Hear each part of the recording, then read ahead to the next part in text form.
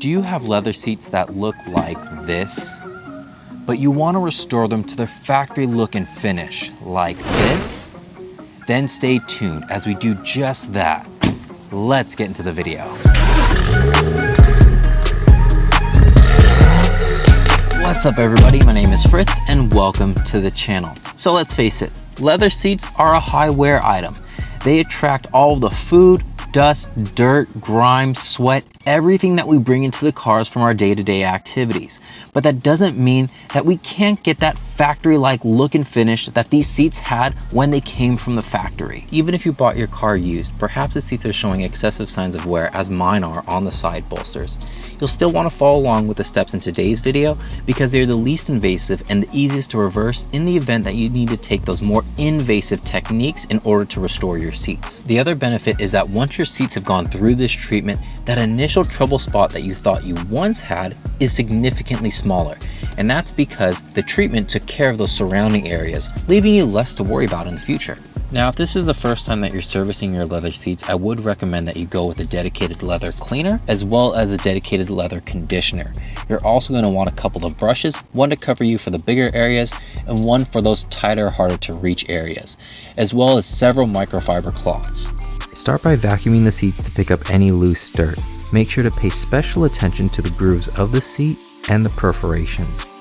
Even go over the areas surrounding the leather like the plastic sides so we don't have any dirt in our working area.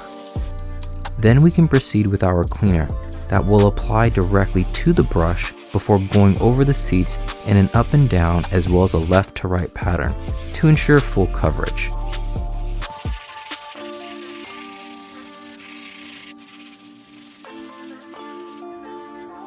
As you can see, the small brush is very helpful along the edges, corners, and grooves of the seat.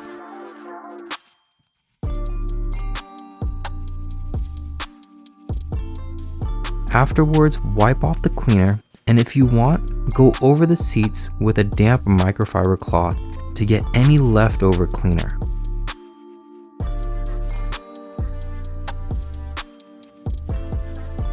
Comparing the two sections, the bottom has a much more matte finish compared to the glossiness that we see in the upper section. However, if your seats still have some shine to them, go ahead and apply another round of the cleaner, otherwise we can jump right into the conditioning step. The conditioner will be applied to a brand new microfiber cloth before layering it onto the seat. Immediately, we can see the condition section is glossier than the top. But once this cures and settles on the leather, it'll fade and look closer to the matte finish of our cleaned section.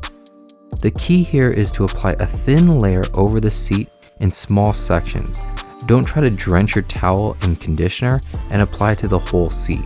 If you apply too thick of a coat, it'll take forever to cure, which you should allow for about 4 hours. Moving on to the top section that has more perforations. Don't worry. Since we're spraying directly into the brush and microfiber cloth, not much cleaner, water, or conditioner should get in. Our technique makes this process safe for these kinds of seats, which have the electronic motors for positioning and heat functionality, all of which still work perfectly fine. Now, under normal circumstances, I would do the top and bottom sections together, but just so that we could get that good side-by-side comparison of the untreated, conditioned, and clean section of the seats, I separated it for this video. I was also careful to use significantly less pressure when cleaning the damaged areas, as I didn't want the brushing action to make things worse. In these areas, we'll just let the cleaner do the work and properly address that section later on. If after 2 cycles of cleaning and conditioning don't do the trick, then that's indicative that we need to do something a little bit more involved, which will depend on how damaged that leather actually is. On the other hand, if your seats don't look like this at all, and you're doing this just as maintenance, but you want something that lasts, say, up to a year, then I'll include a product that does just that along with all of today's resources in the description. But once all of this cures, let's see what we end up with.